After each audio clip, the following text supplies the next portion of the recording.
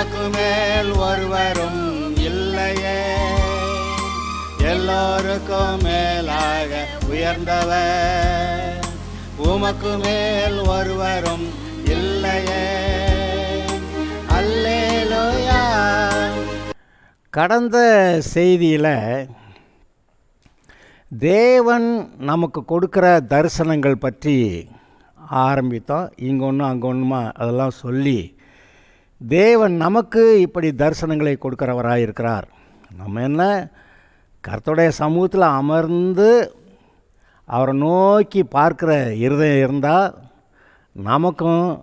நமக்கு தேவையான தரிசனங்களை கர்த்தர் கொடுப்பார் என்று நாம் அறிந்திருக்கிறோம்.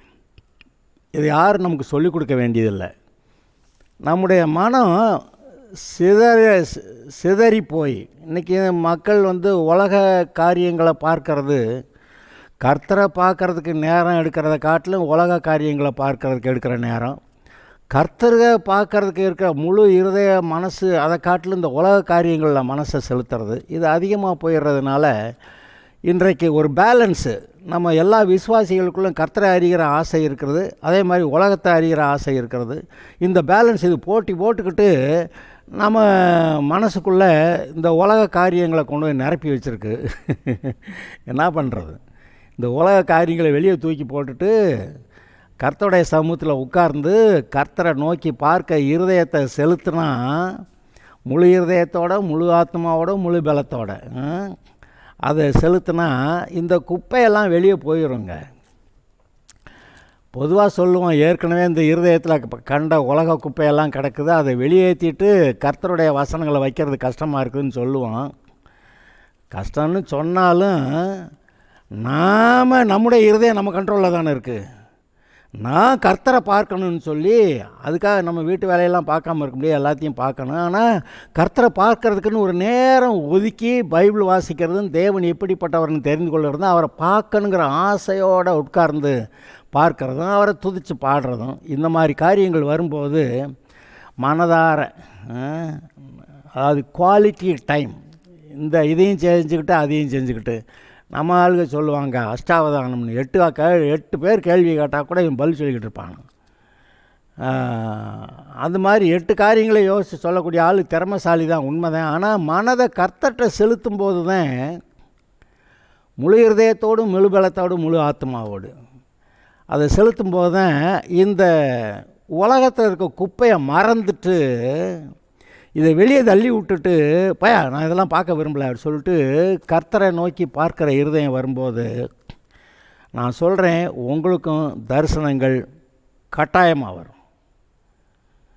சில ஆட்கள் தரிசனம் பெற்ற ஆள்கள்லாம் நினச்சி பார்த்தா நமக்கு ஆச்சரியமாக இருக்குது. இவங்கெல்லாம் தரிசனம் ஒரு ஆள் சொல்கிறேன், ஒரு ரொம்ப சாதாரண ஒரு ஆள் சொல்கிறான், இயேசு கிறிஸ்து பரலோகத்திலிருந்து வர்ற மாதிரி அங்கே பரலோகத்தை ஒரு சிலுவை காட்சியை நான் கண்டேன், வானத்தில் ஒரு பெரிய சிலுவை காட்சியை கண்டேன் அப்படியெல்லாம் சொல்கிறேன். நான் ரொம்ப ஜெபம் பண்ணி, கர்த்தாவே ஒரு தூதனையாவது பார்க்கலாம் அப்படின்னு இப்படியெல்லாம் நம்ம ஏதோ ஜெபம் பண்ணால் நமக்கு கர்த்தர் ஒரு தரிசனம் கொடுக்கலாம். ஆனால் சாதாரண ஒன்றுமில்லாத ஆளுக படித்து பைபிளே தெரியாது அவங்கெல்லாம் எனக்கு தரிசனம் கிடச்சிச்சுன்னு சொல்கிறாங்க. அது ஆச்சரியமாக இருக்கும்.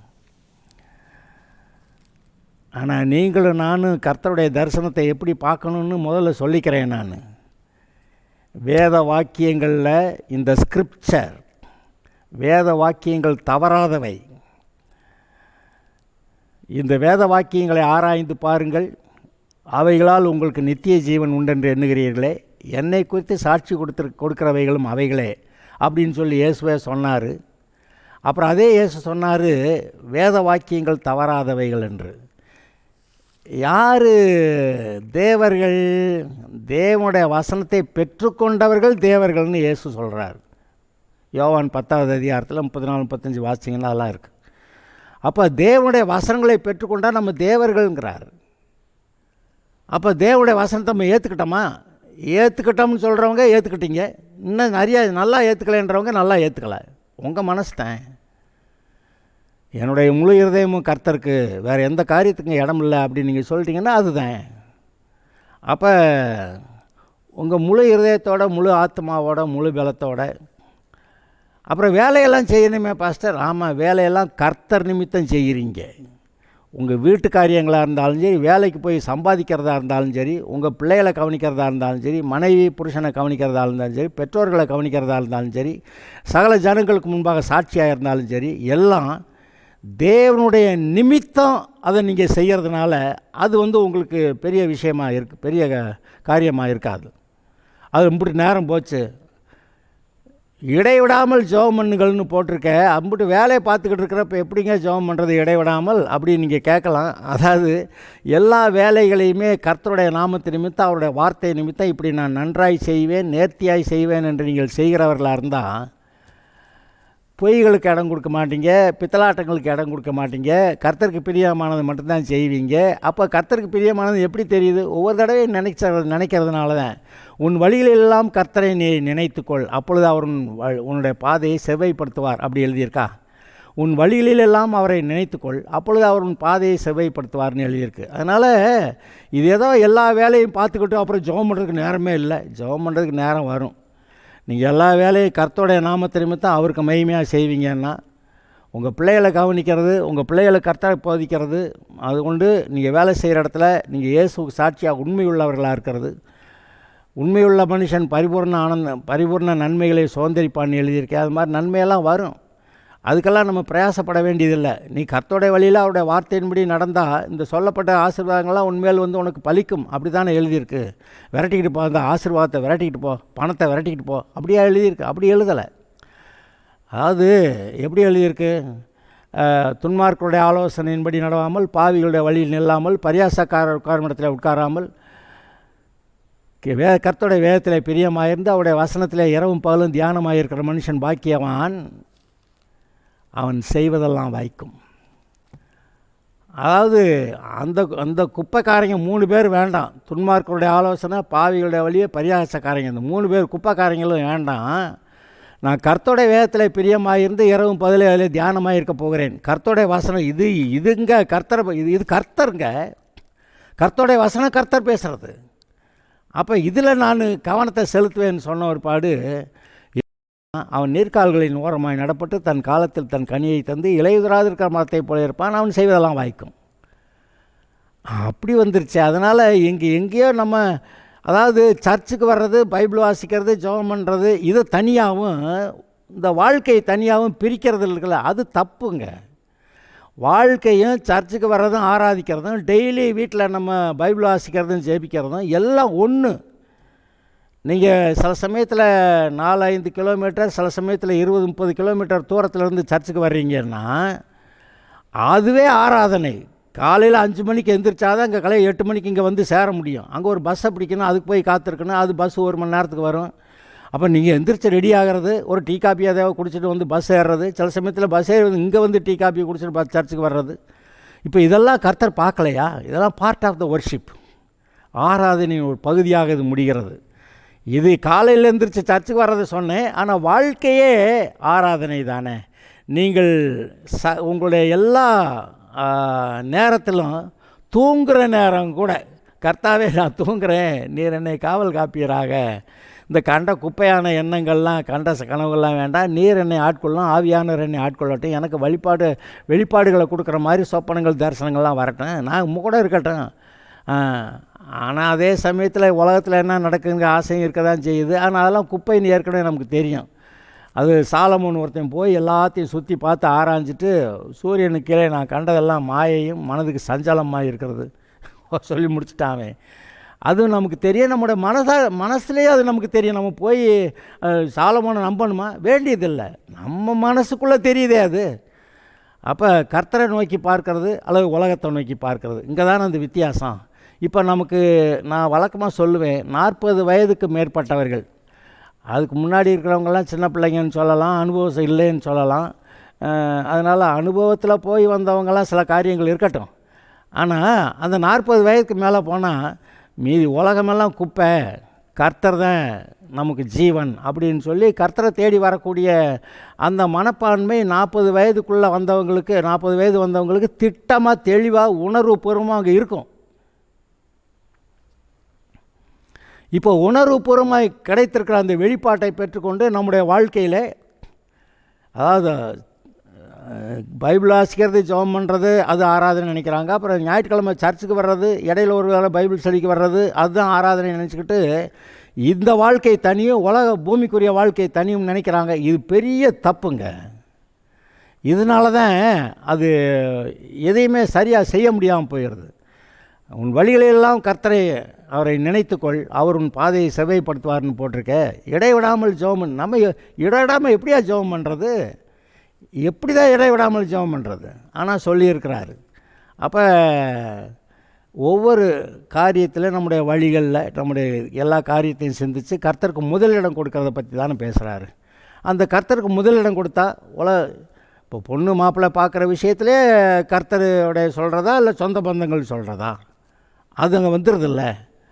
ஆக எல்லாவற்றிலும் கர்த்தருக்கு முதலிடம் கொடுத்து வரும்போது நீங்கள் ரொம்ப சீக்கிரமாக கர்த்தருக்கு சமீபமாக வருவீங்க.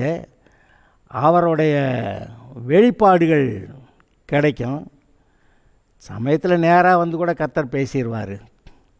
அதெல்லாம் தடையா, ஆட்சேபனையா? இல்லை. அவர் தான் பிள்ளைகளோட கூட இருக்க விரும்புகிறார். கர்த்தர் என்ன சொன்னாராம்? இஸ்ரவேல் ஜனங்கள் என் ஜனங்கள், அவங்க நடுவில் நான் வந்து குடியிருக்கணும், அதனால் எனக்கு ஒரு வாசஸ்தலத்தை அங்கே ஏற்பாடு பண்ணுறான்னு சொல்லி மோசைக்கிட்ட சொன்னார். எங்கே? ஆனால் இவங்கெல்லாம் என்ன பண்ணாங்க? கண்ணுக்குட்டி செஞ்சதுனால போங்கடா நான் உங்கள்கிட்ட இருக்க மாட்டேன்னு சொல்லிட்டு கோவிச்சுக்கிட்டு பாளையத்துக்கு புறம்பே போய் ஆசரிப்பு கூடாரத்தை பிடிங்கூடி அங்கே கூடி போடும் அப்படி சொல்லிட்டு ஜனங்களுக்கு தாண்டி தூர போனது காரணம் என்ன? இவங்க கர்த்தரை விட்டுட்டு கண்ணுக்குட்டியை செஞ்சு ஆராதித்த அந்த ஒரு காரணம் தானே. அதனால் அது அவருக்கு பிடிக்கலை. அப்போ கர்த்தர் நம்மளை தேடி வர்றார், அதை மறக்கக்கூடாது. இயேசுவானவர் நம்மை தேடி வந்தார், அதை நம்ம மறக்கக்கூடாது. அவர் வந்ததை விட்டுப்புட்டுன்னா வாரு ஆண்டவரே வாரு ஆண்டவர், ஏற்கனவே வந்திருக்கிறவரை கவனிக்காமல் சும்மா எதையாவது பேசிக்கிட்டு இருக்கிறது தப்பு இல்லை. அதனால் நம்முடைய மனதை கர்த்தர்கிட்ட செலுத்தினா நீங்கள் அவர்கிட்ட உங்கள் மனசுலேயே உங்களுக்கு தெரியும் நீங்கள் கர்த்தர்கிட்ட இருக்கிறீங்க. அப்புறம் கர்த்தர் உங்களோட கூட இருக்கிறாருங்கிறது தெரியும். இதான் இந்த உணர்வுள்ள இருதயம். இந்த உணர்வுள்ள இருதயங்கிறது எதை சொல்லுது? கர்த்தருடைய பிரசன்னத்தை உணர்ந்திருக்கிறத பற்றி பேசுது. கர்த்தர் ஏதோ சொன்னால் அதை புரிந்து கொள்ளக்கூடிய உணர்வுள்ள இருதயத்தை பற்றி பேசுது. அந்த உணர்வுள்ள இருதயத்துக்கு தான் கர்த்தர் பேசுகிறது தெரியுது. அதுதான் ஞானம். ஞானம்னா என்னங்க? சாலமோன் வந்து எனக்கு என்ன வேணும்னு கேட்டதுக்கு ஞானம்னா அறிவு கிடையாது. ஞானமும் அறிவு வேறு, புத்திசாலித்தனம் வேறு. அதெல்லாம் மற்ற அதாவது நீதிமொழிகள் முதல் அதிகாரத்தில் இவைகளால் ஞானத்தையும் போதகத்தையும் அறிந்து புத்திமதிகளை உணர்ந்து விவேகம், நீதி, நியாயம், நிதானம் என்பவைகளை பற்றிய உபதேசத்தை அடையலாம். இது பேதைகளுக்கு வினாவையும் வாலிபருக்கு அறிவையும் விவேகத்தையும் கொடுக்கும் அப்படின்னு அப்போ ஞானம், போதகம், புத்திமதி, அறிவு, விவேகம், நீதி, நியாயம், நிதானம் இத்தனையும் அந்த ஞானத்துக்குள்ளேருந்து வர்றது. ஆவியின் கனி என்னது? அன்பு, சந்தோஷம், சமாதானம், சாந்தம், தயவு, நற்குணம், இச்சை அடக்கம், விசுவாசம், நீடிய பொறுமையா? இதெல்லாம் எங்கேருந்து வருது? அந்த அன்புக்குள்ளேருந்து தான் வருது. அன்பு, சந்தோஷம், அன்பில் தொடங்கி மீதி எல்லாம் உங்கள்கிட்ட வருது. இப்போ இங்கே இடத்துல ஞானத்தில் தொடங்கி அங்கே புத்திமதி, விவேகம், நீதி, நியாயம், நிதானம், அது ஒரு வெளிப்பாடு எல்லாம் வருது. அதனால் இதை ஞானம்னா தேவன் நம்முடைய இருதயத்தில் உணர்த்துகிற விஷயங்கள், அதுதான் ஞானம். அது இருந்தால் நீங்கள் கர்த்தரை பார்த்துருவீங்க. கிட்ட வந்துட்டாருங்க, இருக்கிறாருங்க. அதான் சொல்கிறாரு, என் மகனே என் வசனங்களை தியானி, என் வார்த்தைகளுக்கு செவி கொடு. அந்த வார்த்தைகளை கண்டுபிடிக்கிறவர்களுக்கு அது ஜீவனும் உடலுக்கெல்லாம் ஆரோக்கியமாம் அப்படி எழுதியிருக்கு. அப்போ இதை கவனிக்கிறதுக்கு உன்னுடைய இருதயத்தை எல்லா காவலோடும் காத்துக்கொள் அப்படின்றார். உன் இருதயம் ஞானம் உள்ளதா, தேவனுடைய வார்த்தைகளை பெற்றுக்கொள்ளக்கூடிய உணர்வு உள்ளதா இருந்துச்சானா அந்த ஞானம் வந்து பேசிடுவார். அதான் ஞானம் நமக்கு. இன்றைக்கி புத்திசாலித்தனம், அறிவு, அனுபவம் இதெல்லாம் பேசிகிட்டு இருக்கிறாங்க. எல்லாம் இருந்தாலும் அவர் அப்பைக்கு சொல்கிறது தான் ஞானம். அந்த ஞானத்தை பெற்றுக்கொள்ளத்தக்க நம்முடைய இருதயம் உணர்வுள்ளதா அதை மாற்றி நம்ம வச்சுக்கணும். கர்த்தரை ஆண்டவரை உம்மை தேடுகிறேன் அப்படின்னா அது கரெக்டாக அங்கே நான் ஒன்று சொல்கிறேன், கர்த்தாவே வாருங்க வாருங்க வாருங்க வாரும்ன்று கூப்பிட்றது நிறைய பேர் இருக்காங்க. ஆனால் நம்ம செய்யணும், என்ன செய்யணும்? போய் கர்த்தர்கிட்ட உட்காந்துக்கணும். அவர் உங்களை விட்டு போயிடுவார். நீங்கள் போய் கர்த்தர்கிட்ட உட்காந்துக்கிட்டீங்கன்னா அவர் உங்களை விட்டு போயிடுவாரா? ஒருத்தன் சொன்னால் நீ என்னை ஆசீர்வதிக்காமல் உம்மை போக விட மாட்டேன்னா அது சொல்கிறார், விடிஞ்சு போச்சுடா நான் போகணும்டா அப்படின்னு. என்னை ஆசீர்வதித்தால் ஒழிய உண்மை நான் போக விட மாட்டேன்னா. அப்போ இவன் போய் கர்த்தர்கிட்ட உட்காந்துக்கிட்டு நீ போக முடியாத ஆண்டவரே என்னை ஆசீர்வதிச்சாதான் போகணும்னு சொல்கிறானே, ஏன் நமக்கு மட்டும் வித்தியாசமா? நீங்கள் கர்த்தர்கிட்ட உட்காருங்க, அவர் உங்களை விட்டு போக முடியாது. நீங்கள் எந்த வீட்டில் இருக்கீங்களோ, எந்த ரூமில் உட்காந்துருக்கீங்களோ, என்றைக்கு பகல்லையோ ராத்திரிலையோ நீங்கள் உட்காந்துட்டு ஆண்டவரை பார்த்து பேசிக்கிட்டு நீங்கள் இப்படி போட்டிருக்கீங்க, இந்த வசனம் இப்படி சொல்லுது, இந்த வசனம் இப்படி சொல்லுது, அதனால் இந்த ஆசீர்வாதம் எனக்கு வேணும், உங்களுடைய பிரசன்னம் வேணும், உங்களுடைய வார்த்தை வேணும், உங்களுடைய ஞானம் வேணும், நான் உங்களுடைய வாழ்க்கையில் உண்மைப்படி வாழணும், உங்களுடைய வசனத்தின்படி வாழணும். இங்கே உலகமெல்லாம் பொல்லாப்புக்குள்ளே கிடக்கு, அந்தகாரத்துக்குள்ளே கிடக்கு, பிசாசுக்குள்ளே கிடக்கு, சாபத்துக்குள்ளே கிடக்கு, மரணத்துக்குள்ளே கிடக்கு. நான் அதெல்லாம் எனக்கு வேண்டாம், எனக்கு ஜீவன் வேணும், கர்த்தர் வேணும், உங்களுடைய வார்த்தைகள் வேணும், உம்மாலே எனக்கு ஜீவன் உண்டாயிருக்கணும், நீர் எனக்கு வேணும் அப்படின்னு சொல்லி நம்ம போய் கர்த்தர்கிட்ட உட்காந்தா அவர் தப்பி ஓடுறதுக்கு வழியே கிடையாது. ஓடிடுவாரா? போயிடுவாரா? ஆனால் இப்படிப்பட்ட ஒரு மனுஷன், ஒரு இருதயம் உள்ள மனுஷன் வேணும்னு தானே கர்த்தர் தேடுறாரு. ஆனால் நமக்கு இந்த குவாலிட்டி டைம், அதாவது வேறு சிந்தனை சிதறாமல் கர்த்தரை மட்டும் பார்க்கக்கூடிய அந்த மனநிலையை நம்ம உண்டாக்குற, அது நம்ம வேலை. நாம் கர்த்தரை தேடணும். அங்கே 120 பேர் விசுவாசிகள் ஒருமனப்பட்டவர்களாய் கர்த்தருடைய சமூகத்தில் கூடி கர்த்தரை ஆராய்ச்சிக்கிட்டு இருந்தாங்களாம். அப்போ பரிசுத்த ஆவியானவர் இறங்கினார் அப்படியெல்லாம் நம்ம வாசிக்கிறோம். அதனால் இதை நம்ம கவனிப்போமாக. நீங்கள் தரிசனத்தை பெற முடியும், கர்த்தர் உங்களுக்கு தரிசனத்தை தருவார். ஏற்கனவே நேற்றைய செய்தியில் அங்கே வெளிப்படுத்தின விசேஷம் 4வது அதிகாரத்தில் இருந்த அந்த விஷயங்களை வாசித்து லேசாக சொன்னேன். அதில் என்ன அது பார்க்குறான்? தேவன் பரலோகத்தில் சிங்காசனத்தில் வீற்றிருக்கிறாரு.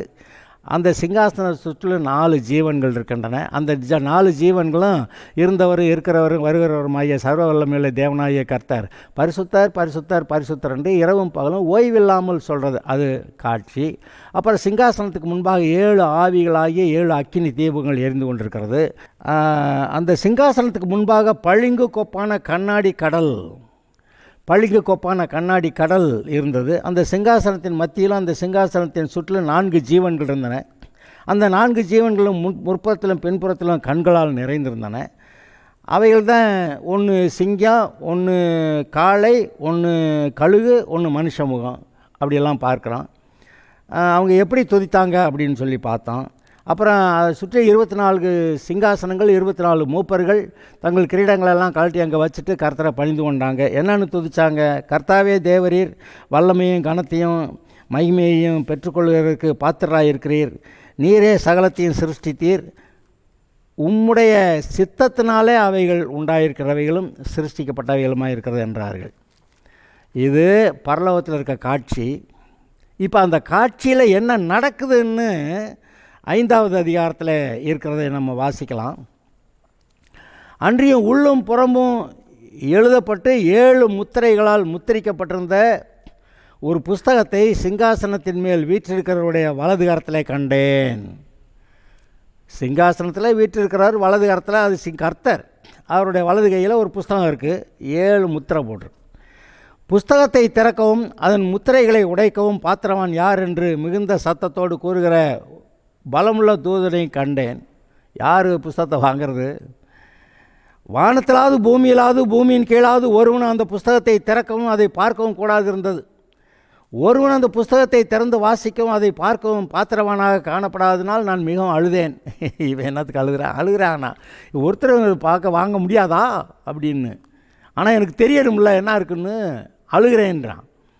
அப்பொழுது மூப்பர்களில் ஒருவன் என்னை நோக்கி, நீ அழ வேண்டாம், இதோ யூதா கோத்திரத்து சிங்கமும் தாவீதின் வேறுமானவர் புஸ்தகத்தை திறக்கவும் அதன் 7 முத்திரைகளையும் உடைக்கவும் ஜெயங்கொண்டிருக்கிறார் என்றான். யூதா கோத்திரத்து சிங்கம், யூதானா தேவனோட கூட ஐக்கியமாக இருக்கிறதுக்கான அந்த யூதான்னு பேர் வச்சாங்கன்னு இருக்குது. கர்த்தரை துதிக்கிறது. லேவி ஐக்கியம், யூதா துதி. அப்படி தானே? அந்த சிங்கமும் தாவீதின் வேறுமானவர், யூதா கோத்திரத்து சிங்கம்.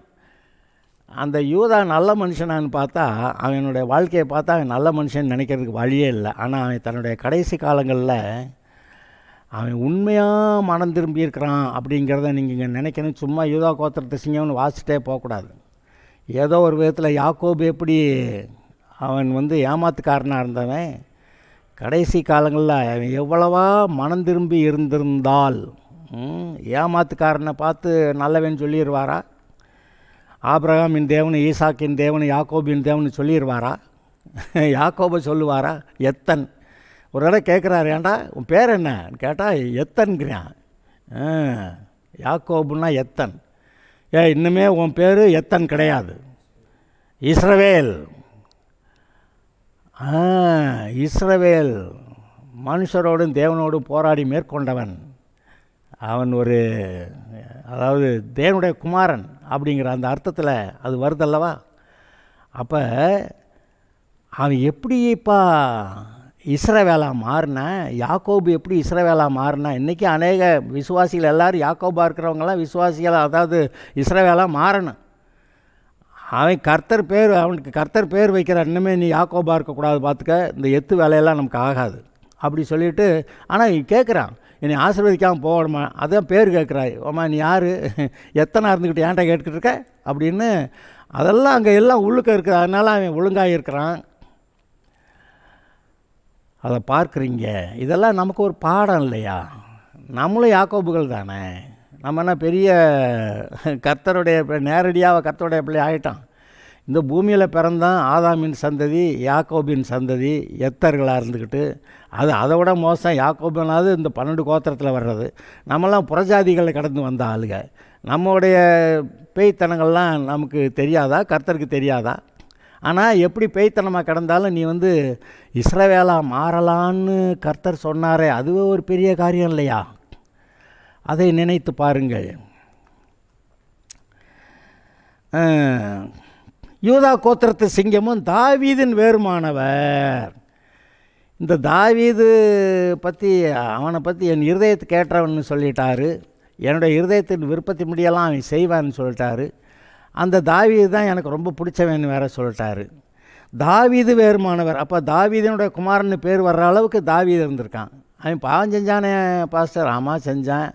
ஆனால் திரும்பி வர்றதுக்குள்ளே அவன் எம்புட்டு நஷ்டங்களை, பாடுகளை, தண்டனைகளை அனுபவித்து வந்தாங்கிறது அது நமக்கு தெரியணும்.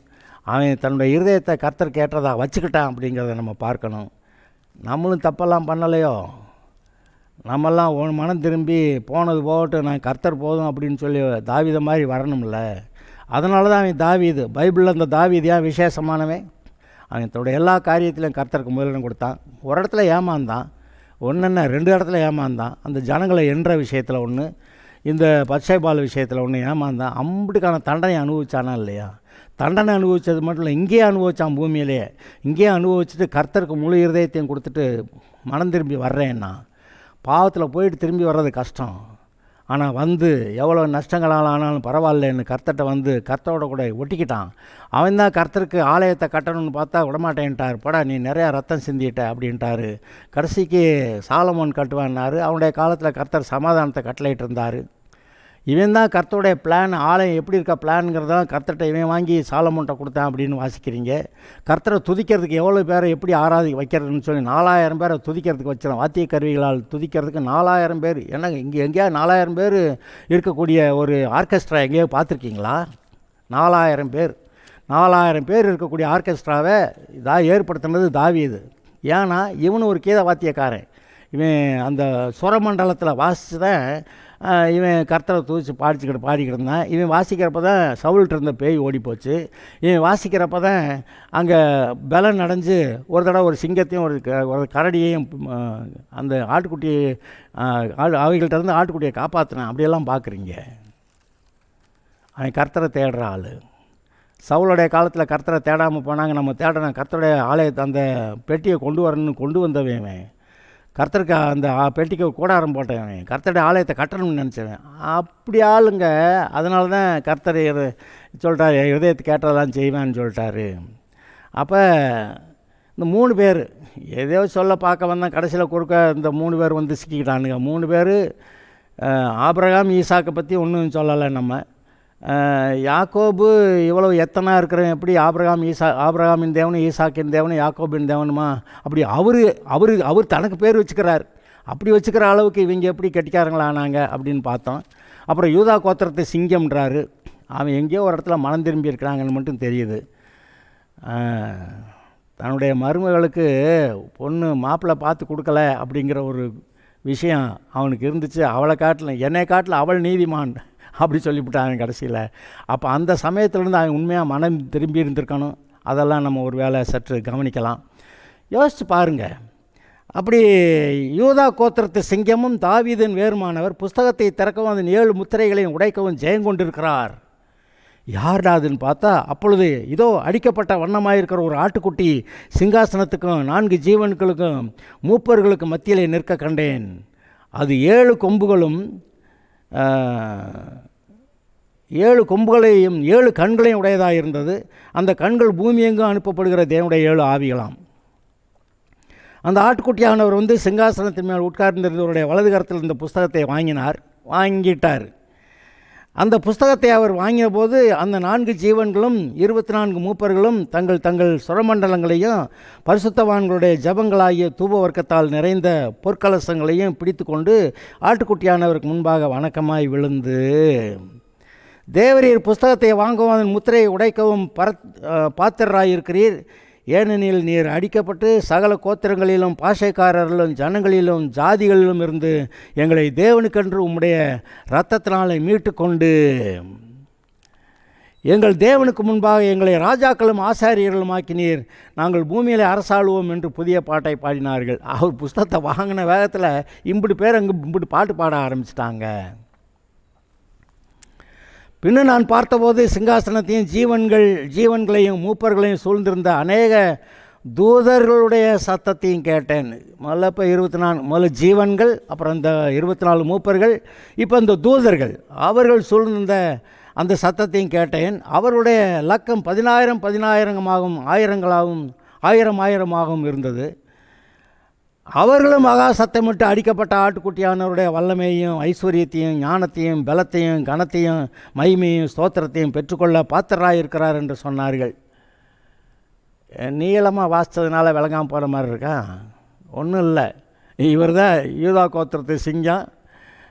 இவர் தான் போய் அந்த புஸ்தகத்தை வாங்கிறதுக்கு தாவீதின் பாத்திரமானவர் வாங்கினவுடனே எல்லோரும் துதிக்க ஆரம்பிச்சிட்டாங்க.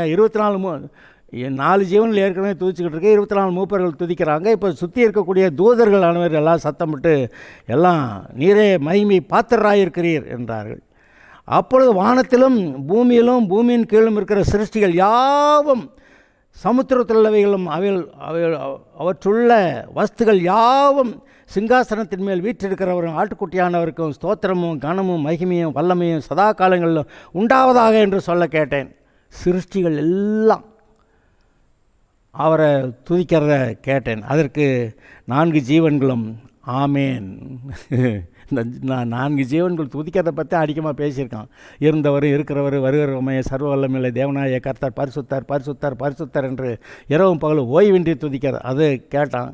ஆனால் இந்த இடத்துல எல்லாரும் துதிக்கிறாங்களாம். இந்த 4 ஜீவன்களும் ஆமேன் என்று சொல்லின 24 மூப்பர்களும் வணக்கமாய் விழுந்து சதா காலங்களில் உயிரோடு இருக்கிறவரை தொழுது கொண்டார்கள். இந்த காட்சியை நம்ம கண்ணு முன்னாடி நிற்கணும். நீங்கள் ஜெபம் பண்ணும்போதெல்லாம் பரலோகத்தில் தேவன் இப்படி சிங்காசனத்தில் வீற்றிருக்கிறத நீங்கள் பார்க்கலாம். அவர் எவ்வளோ துதிகான மகிமைக்கு பாத்திரங்கிறத பார்க்கலாம். சர்வத்தையும் சிருஷ்டித்தவர், 4 ஜீவன்கள், 24 மூப்பர்கள், தூதர்கள் எல்லாரும் அவர் வணக்கமாக விழுந்து பணிந்து கொள்ளுகிறது. கனம் மகிமை துதி எல்லாம் அவருக்கு செலுத்துறது, அவரே பெற்றுக்கொள்ள பாத்திரர் என்று சொல்கிறது. அதெல்லாம் நீங்கள் பார்க்குறீங்க. இந்த காட்சிகள் உங்கள் கண்களுக்கு முன்பாக வரட்டும். நீங்கள் கர்த்தரிடத்தில் நெருக்கமாய் வருவீர்கள், ஆசீர்வாதத்தை சுதந்திரிப்பீர்கள். Okay, God bless you.